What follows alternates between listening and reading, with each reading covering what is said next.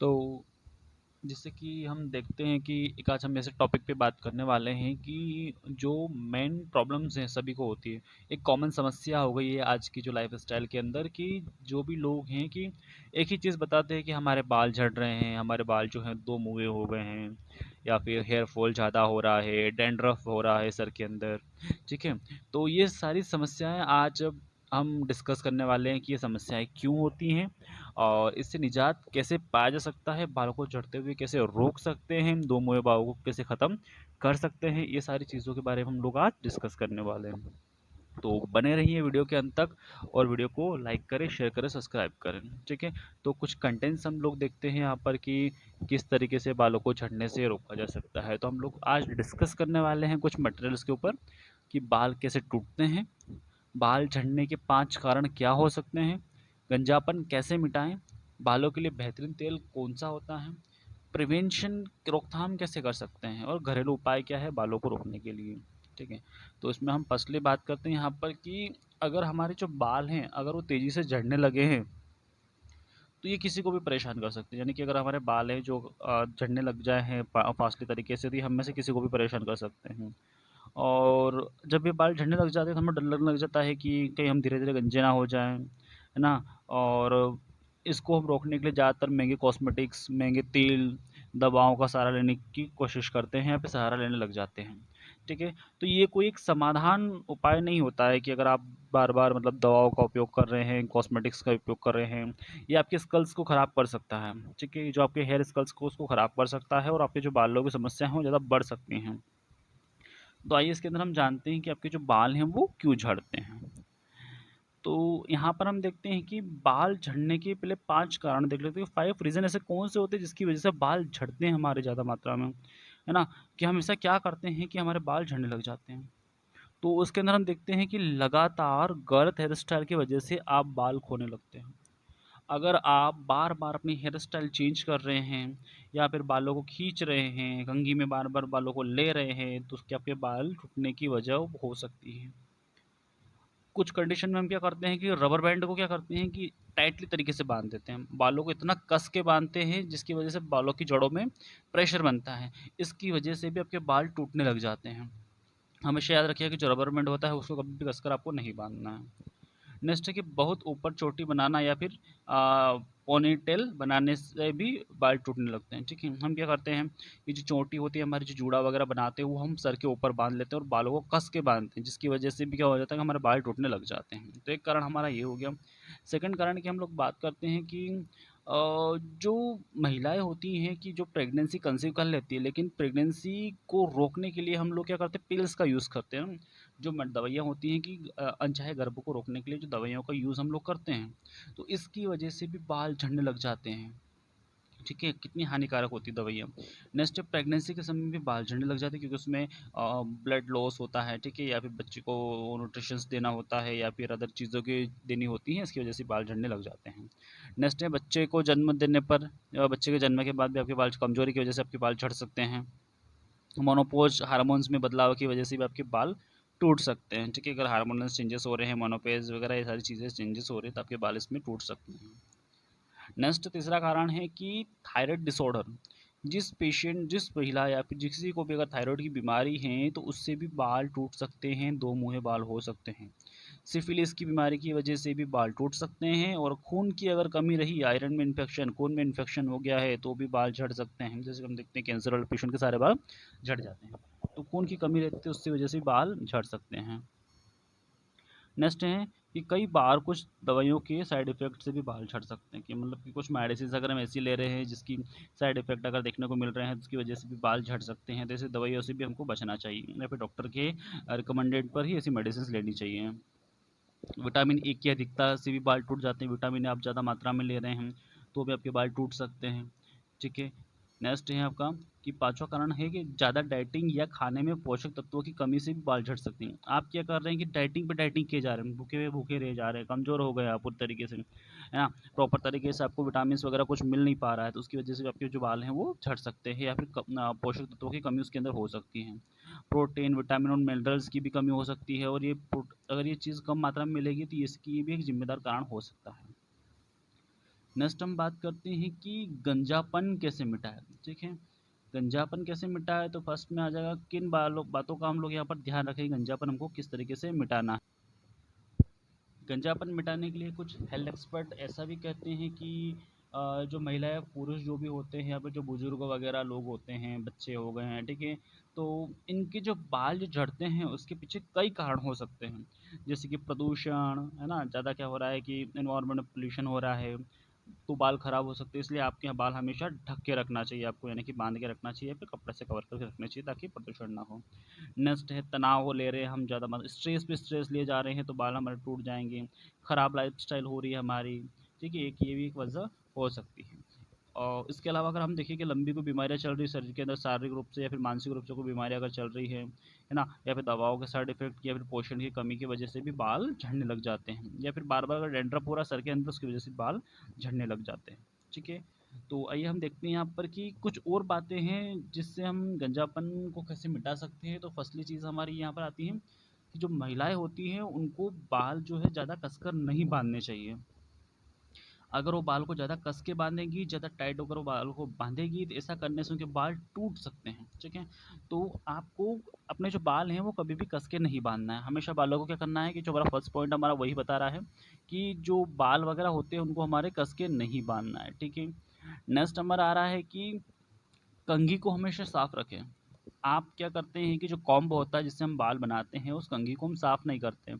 ऐसे ही बाल को वॉश करने के बाद हम वापस कंघी को रख देते हैं या फिर किसी और की कंघी को यूज़ कर ले, तो उसकी वजह से भी आपके बाल टूट सकते हैं। तो कंघी को हमेशा आपको साफ़ रखना है।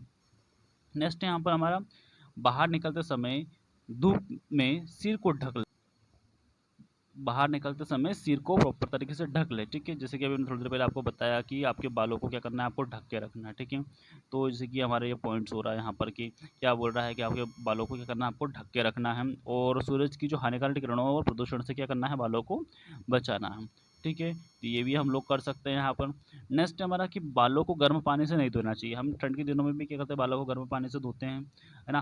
फिर अदर टाइम पे हम क्या करते हैं, बालों को गर्म पानी से धो लेते हैं, तो हम ये सोचते हैं सिल्की हो जाएंगे वगैरह, ऐसा हो जाएगा या फिर स्मूथ हो जाएगी, तो ऐसा नहीं होता। ज़्यादा गर्म पानी से बाल धोने की वजह से बाल पतले हो जाते हैं, रूखे हो जाते हैं, बेजान हो जाते हैं और ख़राब हो जाते हैं। तो कभी भी बालों को गर्म पानी से नहीं धोना चाहिए। नेक्स्ट है, सबसे ज़्यादा ज़रूरी बात यह है कि चिंता से दूर रहें, तनाव से दूर रहें, है ना। और मेडिटेशन पे आपको ध्यान लगाना है कि आप योग वगैरह कर सकते हैं। आप लोग अगर मेडिटेशन कर रहे हैं तो आपके बाल टूटने से कुछ टाइम के लिए बच सकते हैं। नेक्स्ट आता है कि क्या इस बहुत सारे क्वेश्चंस होते हैं कि हमें बालों में कौन से तेल यूज़ करने चाहिए। ठीक है, कि आप कौन कौन सा तेल यूज़ कर सकते हैं, तो मैं आपको यही सलाह दूंगा कि आप सबसे पहले तो कोकोनट ऑयल का ही यूज़ करें। Coconut oil is a best. ठीक है, तो आप कोकोनट ऑयल का यूज़ कर सकते हैं। नेक्स्ट है कि जैतून के तेल का भी आप लोग यूज़ कर सकते हैं। ठीक है, लौकी का तेल भी आप लगा सकते हैं, काफ़ी कारगर होता है, काफ़ी इफ़ेक्टिव होता है, तो लौकी का ऑयल लगा सकते हैं। नेक्स्ट है ऑनियन तेल का भी आप लोग यूज़ करते हैं, यानी कि जो प्याज का जो तेल होता है इनका यूज़ कर सकते हैं आप लोग। ये 4 तेल ही हैं जो क्या कर सकते हैं कि आपके बालों की जो रीग्रोथ भी कर सकते हैं और बालों को गिरते हुए रोक भी सकते हैं। बाकी अदर जो तेल वगैरह होते हैं उनमें क्या कॉस्मेटिक्स में या फिर जो केमिकल्स मटेरियल्स कुछ ज़्यादा वगैरह होते हैं, इसकी वजह से उनको नहीं लगाना चाहिए। हम यहाँ पर नेचुरल की बात करेंगे और घरेलू उपायों की बात करेंगे। नेक्स्ट आ रहा है हमारा कि रोकथाम, बालों की गिरने की रोकथाम किस तरीके से की जाए। तो वही मैंने आपको प्रीवियस उसमें बताया कि तनाव कम करना है हमको, उचित आहार लेना है हमको, या फिर बाल संवारने के लिए उचित तकनीक अपनाना है हमको। ठीक है, और अगर दिख रहा है फफूंद नहीं होने देना है बालों के अंदर, जो बालों की झड़ने की समस्या बन जाए, बालों को हमेशा साफ सफाई पे उचित ध्यान देना है हमको, है ना। 1 या 2 दिन के अंदर, 2 दिन के बाद हमको बालों को धोना ही धोना है। हम दूसरों के ब्रश का यूज़ हमको नहीं करना है, कंघी का यूज़ नहीं करना है, दूसरों की टोपी का यूज़ नहीं करना है। ठीक है, अगर इन उपयोग नहीं करेंगे, दूसरे की जो मटेरियल्स अगर उनका उपयोग नहीं करेंगे तो हमारे बाल टूटने से बच सकते हैं। नहीं तो इन्फेक्शन या फिर फंगल इन्फेक्शन की समस्याएं बालों के अंदर हो सकती है और बाल आपके टूट सकते हैं। नेक्स्ट हम बात करते हैं यहाँ पर घरेलू उपाय। घरेलू उपाय की हम लोग यहाँ पर बात करेंगे कि किस तरीके से घरेलू उपाय के जरिए आप क्या कर सकते हैं, बालों को टूटने से रोक सकते हैं। घरेलू उपाय में सबसे पहले मैं आपको वही बताऊंगा कि आप नारियल का तेल और नींबू का रस मिलाकर अपने बालों के अंदर लगाएं। नारियल का तेल आपके बालों को पोषण देगा, और नींबू का रस अगर कोई फंगल इन्फेक्शंस वगैरह हो रहे हैं या फिर कोई भी अदर इन्फेक्शन वगैरह कुछ हो रहा है तो उससे आपको निजात दे सकता है। ठीक है, आप 2 अंडे भी लगा सकते हैं। 2 अंडे दो अंडों के अंदर 2 चम्मच जो आंवले का जो ऑयल होता है, आंवले का जो तेल होता है, उसको मिलाकर आपके सर के अंदर मालिश करें। इससे भी आपके बाल टूटने से गिर जाएँगे, ठीक है? नेक्स्ट हम बात करते हैं यहाँ पर कि आंवले की बात हम लोग बात कर रहे हैं कि प्याज को पीस कर उसके 2 चम्मच रस निकाल लें, ठीक है? क्या करना है कि आपको एक प्याज लेना है, उसको अच्छे से पीसना है और 2 चम्मच क्या करना है आपको रस निकाल लेना है।